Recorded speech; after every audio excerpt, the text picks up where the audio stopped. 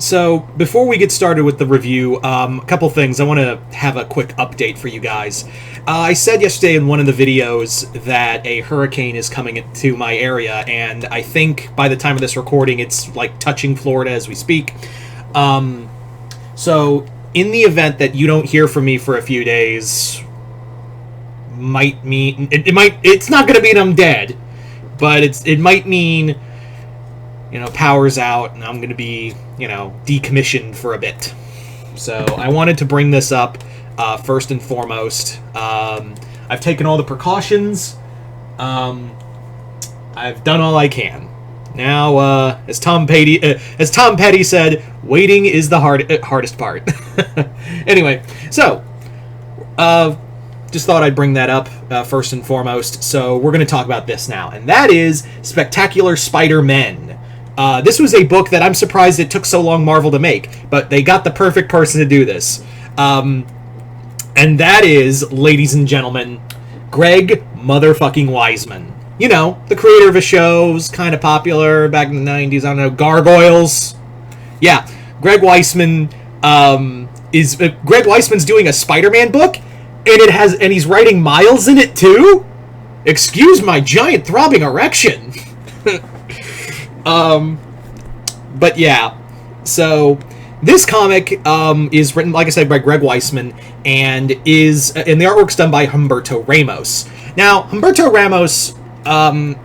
Ramos, I have a love-hate relationship with, because if you want like a fast, kinetic action scene, Ramos kills it in fight scenes, and Greg Weisman is great at choreographing, even in a comic, a great fight scene, and he did it phenomenal in him and the rest of the creative crew of Spectacular Spider-Man did a phenomenal job in that.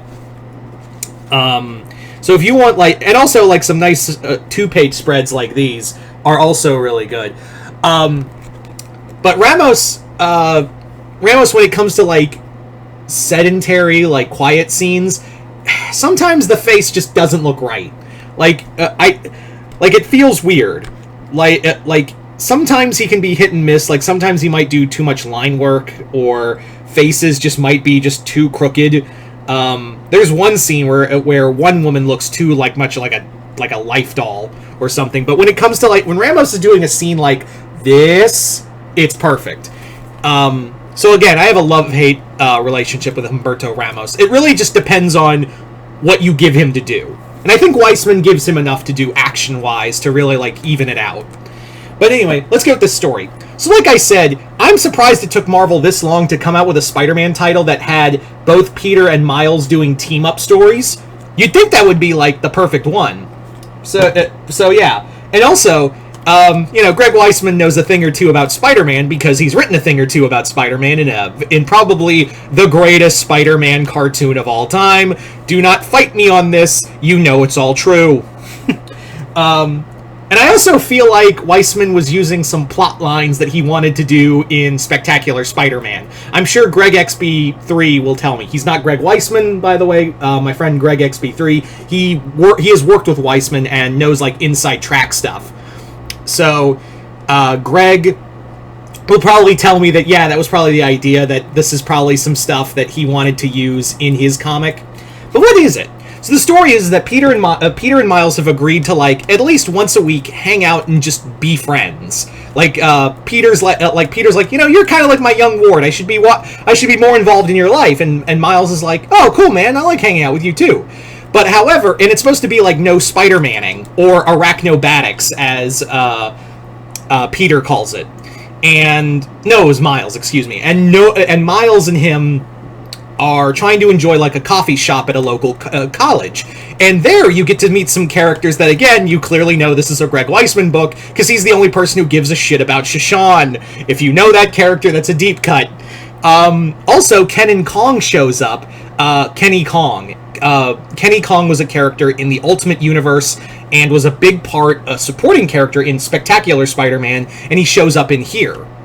So it's cool to see all these supporting characters in the Marvel Universe, and it's almost it feels like a pseudo continuation of Spectacular Spider-Man, but we're in the Marvel continuity. But getting back on point is that one night they encounter a monster version of the Jackal, and that sets off a chain of events that leads them to encounter a new threat from the teamed efforts of Arcade and Mentallo. Not Metallo, Mentallo. Mentallo is like a telepath and a psychic being. He was an old Hulk villain back in the day.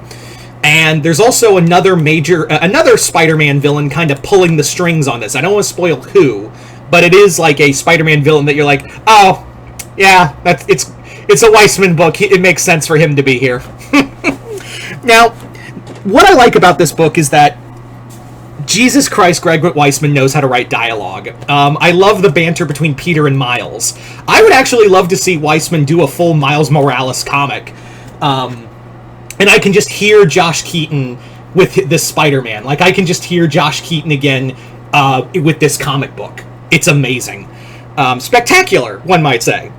I really like the story of the story, I will say, is, I'll get to the story in a minute. The action scenes are really solid, especially that opening fight with the monster version of the Jackal fighting Peter and Miles. That's a great. There's also some great fights in here. Even one between Peter and Miles themselves. I don't want to spoil how that happens, but there is a Peter and Miles fight that does happen. The one thing that does kind of bother me, maybe it's because it's just an incomplete story right now, the story itself feels a little, like, hard to follow. Like, I know Weisman is great at spinning really good at spinning multiple plates, and that's a strong suit that most writers don't have. But there really feels to be, like, too many plates spinning. You got the stuff with Arcade and Mentallo, you've got something going on with the Jackal, which seems to be the overarching thing, that, you know, is Miles Warren resurrected or not? What's it have to do with his brother? A lot is going on. And maybe it's just because the comic isn't like... And also, it ends on a cliffhanger. This book ends on a cliffhanger. But for the most part, this book really feels like there's too many plates spinning, and maybe it'll like be able to flesh itself out more once we get to the second book, or once I read the second trade, which I think is coming out in March. But yeah, I love this book. I think the banter and action alone definitely make this for a great comic. If you love Greg Weisman and want to see him do more Spider-Man work, here's your opportunity. Because again, I really do feel like there's some plots left over, or at least he wants to like take some plots that he wanted to do in Spectacular Spider-Man and put them in here. I would not be shocked if the whole thing, because it does look like the overarching thing is with the Jackal. And as we all know, Season 3 was going to be the Clone Saga in Spectacular Spider-Man. Yeah, it was supposed to be like a version of the Clone Saga. So maybe Greg Weisman is setting up something big with the Jackal being the overarching villain. Could be cool. Actually, no, it's not. It could be. Will be cool. So I'm excited for I'm very excited to see where this book goes. Chris, of course, sent me this comic. I forgot to mention that earlier. So Chris, thank you once again. Thank you so much for this comic. It's nice to read and get my mind off the, giant death storm approaching my home. Gets my mind off of it. Anyway, so if you've read, and again, I would really love to see Greg Weisman write a Miles Morales comic. He's got a great voice for Miles. But yeah, it's just nice to read. Also, side note, it's just really nice to read a Peter Parker comic and not be... And I know it doesn't involve, like, relationships or anything, but it's just nice to have a Peter Parker comic where he's not a bumbling idiot and not even a side character in his own fucking comic. Yeah, looking at you, directly at you, amazing. So, this book is spectacular. Alright, that's the last time I do this. But anyway, so if you've read Spectacular Spider-Man Arachinobatics, let me know in the comments below what you guys think of it. Other than that, hope you all enjoyed this. I'm Mr. Multiverse. I'll see you next time in the Multiverse.